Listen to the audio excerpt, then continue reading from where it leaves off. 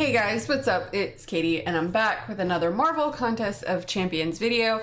And in case you haven't seen, Kabam has released a fix for the AQ ticket system. Now, I'm not going to go into the entire post, but I will link a link to it in the description of this video. But essentially it's a system that will divide the resources among everyone in the alliance no matter what maps you run.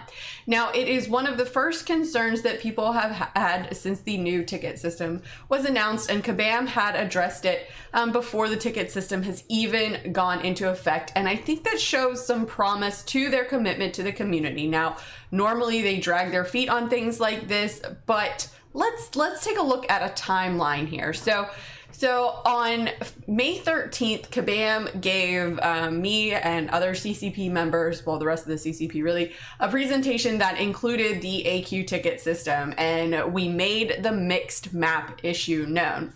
Then on May 22nd, Kabam announced the AQ ticket system on the forums with this message here. Then on May 28th, Kabam gave CCP members information about how they will handle the issue of spreading the costs amongst the maps. And then today on May 29th, the post is public with a target date of August. So to summarize, basically a new system was announced, a problem was identified, it was taken back to the team, and a solution was presented within about 15 days.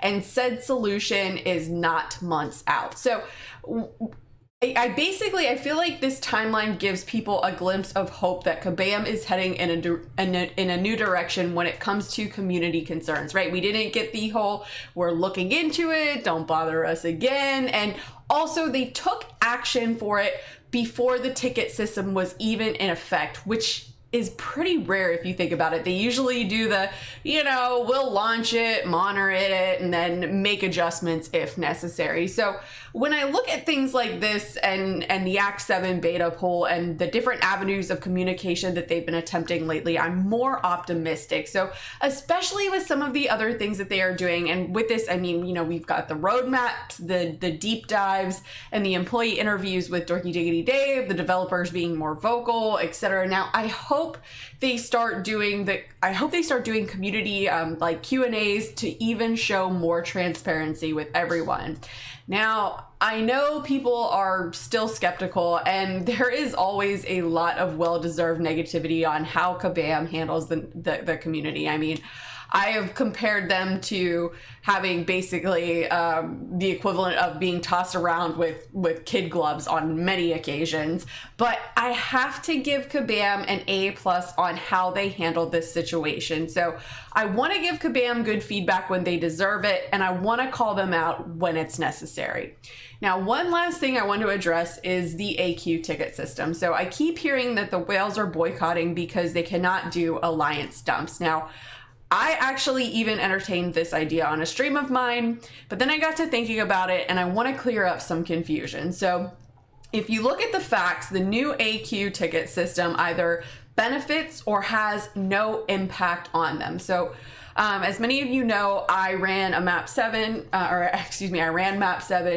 in 2 different alliances, and I remember AQ dumps were between like $8 and $12 per resource for 4 weeks. Now, Kabam has priced the resources for an AQ dump at $30. So it kind of makes me wonder if Kabam, did that on purpose, knowing what people were paying for these resource dumps. I mean, I know the information wasn't hard to find. Now, it would make good business sense to bid under, the resource dumpers instead of banning the alliance and players that use them. Turn the people that buy their resources from third parties into customers with almost exactly what they were paying. It just makes good business sense.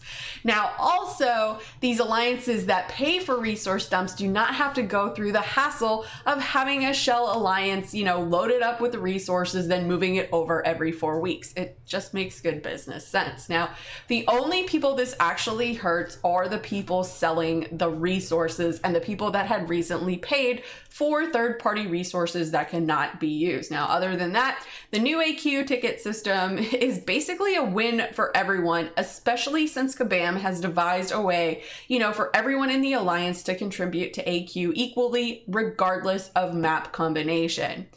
Now, also, I'm interested to see if there will be less arena bots now that those resources don't need to be sold. But anyways, guys, that's all that I got. Let me know in the comments below, what do you think of this new response to the AQ ticket system? Do you think Kabam is on a right track with identifying problems? What kind of more transparency would you like to see from them? Let me know in the comments below and let's discuss. As always, guys, thanks so much for watching. If you guys liked what you saw and you want to see more, please remember to like and subscribe. Follow me on Instagram and Twitter and hit me up in the Discord chat. Thanks, guys. Bye.